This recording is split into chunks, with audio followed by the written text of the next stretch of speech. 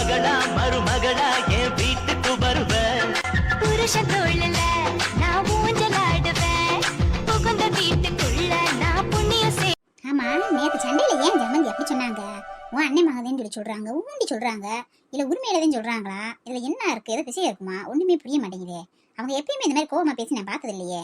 எதா இருந்தாலும் கொஞ்சம் அமைதியாக தான் பேசுவாங்க. இவ்வளோ அங்கம்மாவை கட்டி கொடுத்து இத்தனை வருஷமாச்சு, ஒரு நாள் கூட இந்த மாதிரி அவங்க டென்ஷன் ஆகி பேசி நான் பார்த்ததில்ல. அப்புறம் எனக்கு இப்படி கோவப்பட்டாங்க, என்னவா இருக்கும்? கூட்டத்தில் வச்சு எதுவும் கேட்கக்கூடாதுன்னு நானும் விட்டுட்டேன். அப்புறமா தனியாக இருக்கும்போது சம்மந்திட்ட கேட்கணும் என்ன விஷயம் ஏது விஷயம்னு. இந்த சரசுக்கும் வாய் பத்தாது, எனக்கு நாளும் வாய் துடுக்கா பேசிக்கிட்டே இருக்கா. நமக்கே கோவமாத்தே இருந்துச்சு அவள் பேசுறது. வேற என்ன செய்ய? பெத்த பிள்ளையே ஆளுக்கு முன்னாடி வையவும் முடியல, மற்றவங்க முன்னாடி அவளை நம்ம தூக்கி வச்சு பேசவும் முடியல. நம்ம என்ன செய்ய முடியும்? என்ன யாரிங்கன்னா இந்த அம்மா மட்டும் உட்காந்துருக்கு. என்னம்மா எப்படி இருக்கீங்க? வாங்க வாங்க வாங்க மதினியே, என்ன இந்த பக்கம் ஆளவே காணா? எங்க மதினியே, வீட்லயே வேலையும் வெட்டியும் சரியா போகுது, எங்க வர முடியுது? தம்பிக்கு இப்படி கேள்விப்பட்டோன்னு தான் நான் ஓடியாந்தேன் பறந்து வந்துக்கிட்டு. என்ன எப்படி இருக்காப்ல தம்பி? இப்ப என்னத்தம்மா சொல்லு, என்ன கெட்ட நேரமோ யாரை பிடிச்சி ஆட்ட வேண்டியது எங்களை பிடிச்சி ஆட்டி கிடக்கு. இப்ப பரவாயில்லம்மா, நல்லா இருக்கேன். வீட்லயே தான் இருந்தேன் அத்தனை நாளா. இன்னைக்கு கொஞ்சம் வெளியில போயிட்டு வரேன், வீட்டுக்குள்ளே இருந்தா ஒரு மாதிரியா இருக்கு அப்படின்னு சொல்லிட்டு அப்படியே போயிருக்கேன் வெளியில. அப்படியா? ஒன்றும் பிரச்சனை இல்லை, டாக்டர் எதுவும் பிரச்சனை இல்லைன்னு சொல்லிட்டாங்கல்ல? அதெல்லாம் ஒண்ணும் இல்லம்மா, நல்லபடியா காப்பாத்தியாச்சு. அது நேரத்துக்கு கொண்டு போய் பிரச்சனை இல்லையா. ஒரு 10 நிமிஷம் லேட்டா போயிருந்தா கூட உயிருக்கே ஆபத்துட்டார் டாக்டர். நல்ல வேலை ராசவாண்டி கரெக்டா கொண்டு வந்து சேர்த்துட்டியான். சரி உட்காருங்க வாங்க. இந்தாங்க, இதுல பழம் இருக்கு, ஏதோ என்னால முடிஞ்ச மட்டுக்கு 2 பழத்தை வாங்கிட்டு வந்தேன்.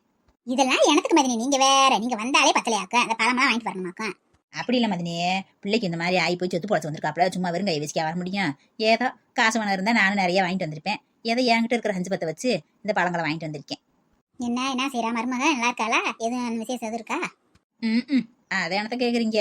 என்னமோ போறாங்க வராங்க அந்த பையில எனக்கு பரிசைக்கு போறாங்க, எனக்கு ஒரு பையில தூக்கிறாங்க, ஒரு பையில ஓட்டுக்கிறாங்க, வாட்டர் கேன்ல தண்ணி எடுத்துக்கிறாங்க, சோத்து முட்டை எடுத்துக்கிறாங்க, டிஃபன் பாக்ஸ்ல ஓட்டு வாரத்துக்கு ஒருக்கா போறாங்க என்னன்னு சொல்ல மாட்டேங்கிறாங்க. டாக்டர் என்ன சொல்றாரு எது சொல்றாரு ஒன்னும் வழங்க மாட்டேங்குது. நமக்கு என்னத்த தெரியுது? ஏன் மருமகதையும் சொல்ல மாட்டா, மகனுமா சொல்ல மாட்டாப்ல? டாக்டர் என்ன சொன்னாங்க எது சொன்னாங்கண்டு? ஆத்தாடி ஆத்தே, நீங்க வேற. என் மருமகளை கூட ஒரு வாரத்துல சேர்த்துடலாம், அவ கூட ஏதோ கோவத்துல 1-2 விஷயத்த சொல்லிவிடுவா.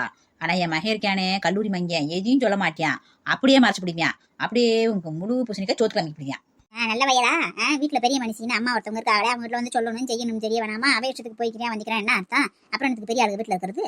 என்னத்த சொல்ல, ஆஸ்பத்திரிக்கு போறேன்னு இங்கிட்டு செம்பு எடுத்து அங்கிட்டு வைக்க மாட்டேன்றா, ஒரு வேலை தொட மாட்டேன்றா.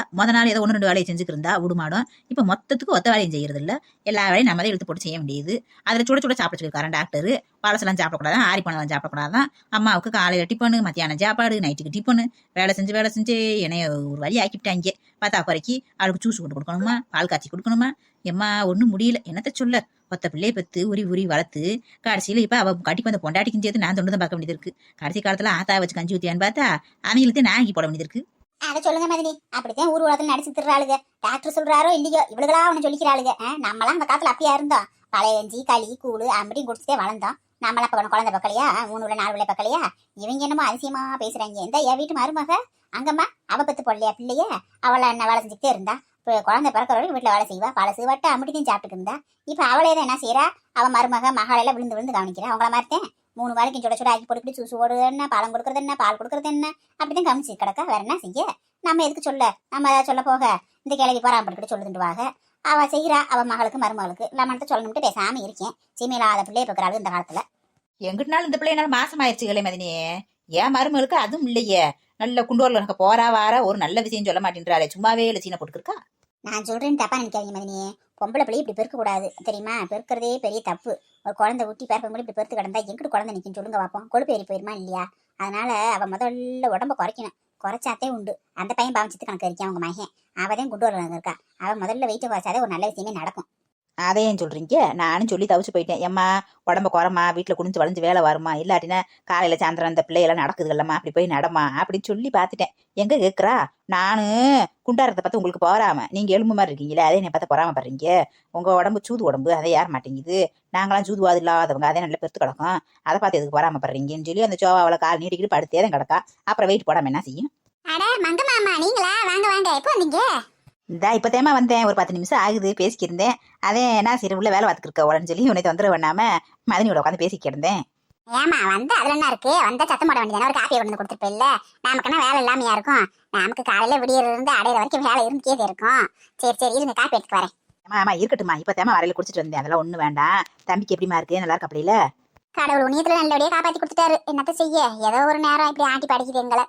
எல்லாமே பயந்து அரண்டு போயிட்டேன். இப்பதான் கொஞ்சம் நிம்மதியா இருக்கு. ஏமா உனக்கு உடம்பு முடியலனாக இப்ப எப்படிமா இருக்கு, பரவாயில்லையா? எனக்கு என்னங்கம்மா, எனக்கெல்லாம் நல்லாத்தே இருக்கு, ஒரு பிரச்சனையும் இல்லை. எங்க வீட்டுக்காரர் நல்லா இருந்தாருன்னா போதும், நான் நல்லா இருப்பேன். அவர் கொண்டாத்தி எனக்கு தாங்கிக்கவே முடியாது. அப்புறம் என்னம்மா கல்யாணம் நின்று வச்சு மேற்கொண்டு என்ன செய்யறதா உத்தேசம்? ஆமாம்மா, அதையும் பார்க்கணும். இந்த ஆஸ்பத்திரிக்கு போயிட்டு வந்துகிட்டு இருக்கிறதுனால அதை பார்க்கல. அதன் சாதத்தை கொண்டு போய் திரும்ப பார்க்கணும். ஏன் மதினி, உங்களுக்கு தெரிஞ்சவங்க யாரும் ஜோசியக்காரவங்க இருக்காங்க, நல்லா சொல்றவங்க யாரும்? இருக்காங்க மதினி, நல்லா பாப்பாங்க. ஒரு அம்மா தெரிஞ்ச அம்மா ஒன்று இருக்கு, ஒரு ஆம்பளையார் ஒருத்தர் இருக்காரு. 2 பேரும் எல்லாத்தையும் சொல்லுவாங்க. கரெக்டா நடக்கிறது நடக்க போறது எல்லாத்தையும் புட்டு புட்டு வைப்பாங்க, பூராத்தையுமே. அங்க கூட இப்படி பாப்போம். அப்புறம் என்ன, அங்கம்மா சாதத்தை வாங்கிட்டு வா. அந்த பையன் ரமேஷ் ஜாதகத்தையும் இவ சின்ன பொண்ணு ஜாதகத்தையும் போய் நானும் மாதிரி இங்க போய் பார்த்து வந்துடுறோம். ஜாதகம் இங்க நம்ம வீட்டுல இருக்கு, எடுத்துட்டு போங்க, போய் பார்த்துட்டு கூட வாங்க. ஏங்கம்மா நீ வர வேண்டியதானே? ஆமாங்கம்மா, நீ வா, போயிட்டு வந்துருவோம் எல்லாரும். அவங்க அக்கா இங்க கூட கூப்பிடே வரட்டும். என்ன இருந்தாலும் பார்த்து வை கூட வரணும்ல. அது எங்க பாவம் வர நிலைமையில இருக்கு, அதே இடிஞ்சு போய் கிடக்கு. பிள்ளை வாழ்க்கை இப்படி ஆகி போச்சுன்னு சொல்லி எல்லாம் பார்த்து பார்த்து நல்லா செஞ்சாக ஆடம்பரமா ஆசையாகும். எதுவுமே ஒன்றும் நடக்கலன்னு சொல்லி வருத்தல கிடக்கு. எதா இருந்தாலும் நீ பாருன்னு சொல்லிடுச்சு. நம்மளே போயிட்டு வருவோம் 3 பேரும். நீ நடந்ததை நினைச்சுக்கே இருந்தே என்னமா செய்யறது? போனதை நினைச்சோம்னா ஒன்றும் நடக்காது. நடக்க போறது நம்ம என்ன செய்யணும், நல்லபடியா பார்த்து செய்ய வேண்டியதுதான். அதெல்லாம் கவலைப்பட வேணாம்னு சொல்லு. என்ன செய்யுது, முடிச்சுக்கிருக்கா அக்கா? தூங்குதா? தூங்கிக்கிட்டே இருக்கு. ராத்திரி தூக்கம் வரலன்னு சொல்லி முடிச்சுட்டே கிடந்துச்சு. அதை இப்பதே ஒரு டம்ளர் பாலை கொடுத்துட்டு தூங்குக்கான்னு சொல்லி தூங்க சொல்லிட்டு வந்தேன். தூங்குது. அவ சின்ன பொண்ணு என்ன சாப்பிட்டாளா இல்லையா? அழுது கிடந்தா. ஆமா, உங்க மக பேசின பேச்சுக்கு அவ எங்க சாப்பிடுவா பாவம். மனசு உடஞ்சு போயிட்டா பிள்ளை. ஏற்கனவே அந்த பிள்ளைய கல்யாணம் போன வேதனையில கிடக்கு.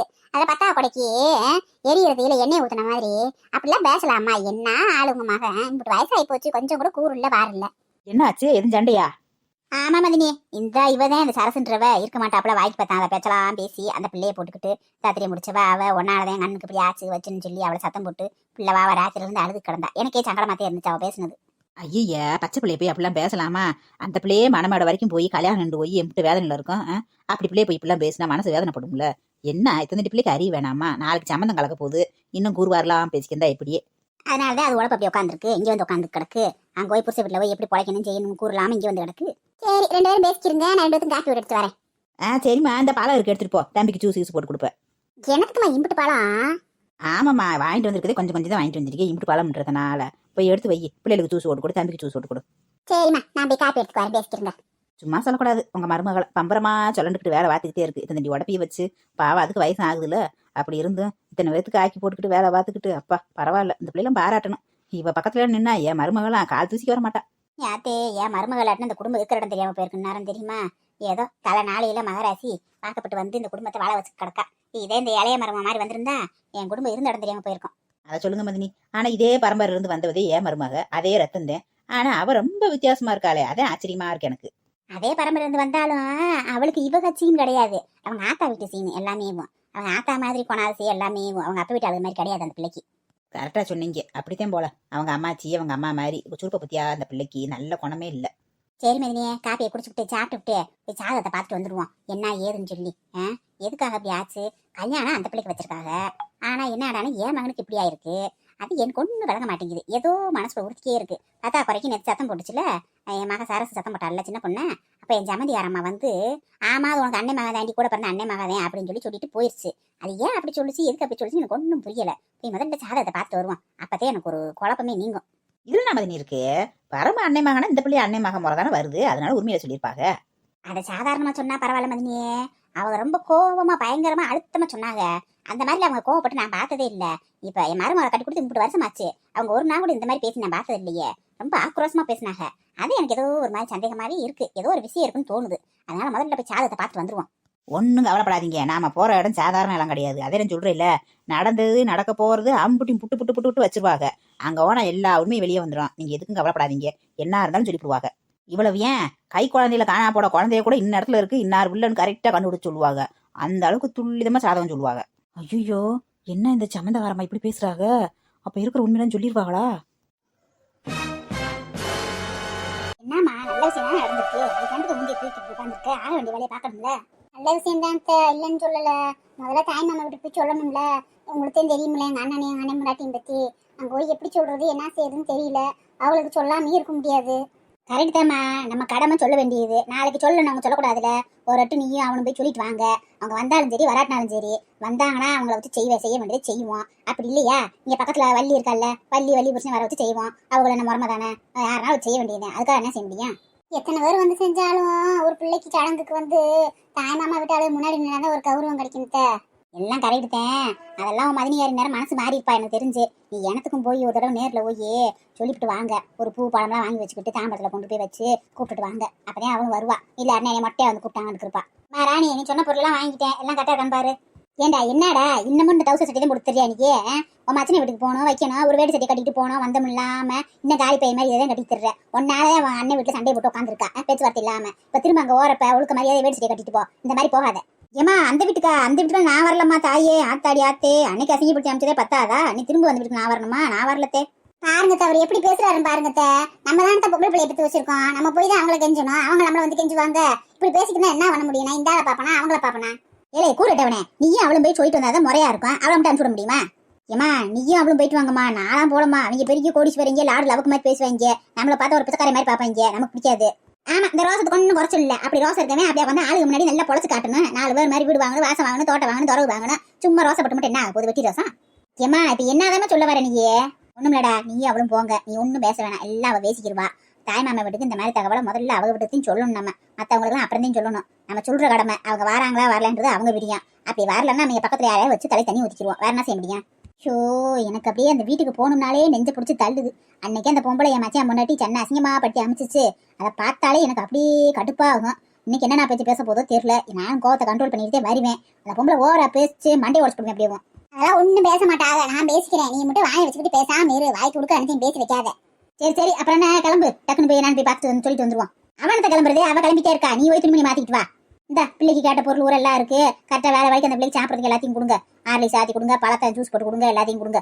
ஏண்டி நாட்டுக்கோழி முட்டை நம்மகிட்ட எத்தனை இருக்கு? ஒரு 10-15 முட்டை இருக்குதே. சரி இருக்க வரைக்கும் உடச்சு கொடுக்கணும். டெய்லி காலையில ஒன்னொன்னு உடச்சு கொடுத்துட்டு அதை நல்ல நீ ஊற்றி அப்படியே குடிச்சு சொல்லணும். அப்புறம் இவகிட்ட கூட சொல்லி வைப்பா. அது பண்ணிட்டு அவ கோழி வச்சுக்கால முட்டை வச்சிருப்பா. இப்பயே சொன்ன மாதிரி எடுத்து வைப்பா. இல்லைன்னா அடை கூட்டி வச்சிருப்பாரா? சரிக்கா, நான் போய் அண்ணன் வீட்டுல முதல்ல சொல்லிவிட்டு அப்புறம் வந்ததே எல்லாத்துக்கும் சொல்லணும். அங்க மகாவுக்கு வீட்டுக்கு, வள்ளி வீட்டுக்கு, எங்க மாலினி வீட்டுக்கு, ஆளுமணி பாட்டி வீட்டுக்கு எல்லாரும் வீட்டுக்கும் சொல்லணும். அப்பதான் சொல்லி வைக்கணும். ஆமா நீங்க முதல்ல அங்க போயிட்டு வந்துருங்க. ஏற்பட்ட சொல்லி இருக்கு வந்து இவ்வளவு வீட்டுக்கு போறான்னு சொல்லணும் வைக்கணும். அப்புறம் நாட்டுக்கோழிக்கு சொல்லி வை. நாட்டுக்கோழி அடிச்சு கொடுக்கணும் அவளுக்கு அப்பப்ப கொஞ்சம். ஏன்னா இந்த மாதிரி இடத்துல சாப்பிட்றதே உடம்புல சத்து ஏறும். மற்ற நேரம் சாப்பிட்றதுலாம் ஏறாது. ஒரு மாத்திக்கு 2 மாத்திக்கு விடாம அவளுக்கு நல்ல சத்துள்ள பொருளா கொடுத்துட்டே வரணும். அப்புறம் இதை கிண்டி கொடுக்கணும். உளுந்தங்களி நல்லா கிண்டி கொடுக்கணும். அதெல்லாம் நல்லா உடம்புக்கு நல்லா இருக்கும். சரிக்கா, நான் முதல்ல போய் சொல்லிட்டு வந்துடுறேன் அண்ணன் வீட்டுல. இப்ப அவளுக்கு காலையிலக்கு சாப்பாடு கொடுத்துட்டேன். மத்தியானத்துக்கு போட்டு கொடுங்க, சாப்பிட்டுட்டோம். நாங்க அதுக்குள்ளேயும் போயிட்டு வந்துடுறோம். சரி நான் ஆத்துல போயிட்டு சீக்கிரமா வந்து சேருங்க. நான் உங்களுக்குள்ள இருந்து பாத்துக்கிறேன். அப்புறம் இன்னும் சொல்ல மறந்துட்டேன். சொன்னது எனக்கு அந்த பிள்ளை ஆளான நேரத்தை போய் பார்க்கணும்ல ஜாதகத்துல. ஏண்டி ராணியே? என்னங்க ஏண்டி இதை மறந்துட்டேன்ல. இந்த பிள்ளை ஆளான குறிப்பை போய் பார்த்து வரணும்ல. நேரம் குறிச்சு வச்சிருக்கீல, அதை போய் எடுத்து ஜாதகம் போய் பார்த்துட்டு வரணும் எப்படி இருக்கு என்னன்னு சொல்லி. ஆமாங்க, அதை போயிட்டு வந்துட்டு தான் போகணும். சரி வரசா போயிட்டு வாங்க. நிறைய ஜோலி எடுக்கு. சரித்த பத்திரமா பாத்துக்கோங்க. அவ எப்பயும் போல சும்மா விளையாட சேட்டை அங்கிட்டு இங்கிட்டு போய் திரிவா. வெளியில அங்கிட்டு போயிட போறா. கொஞ்சம் கோளாரா பாத்துக்கோங்க. அதான் நான் பாத்துக்கிறேன். நீங்க நல்லபடியா பேசிட்டு நல்லபடியா போயிட்டு வாங்க.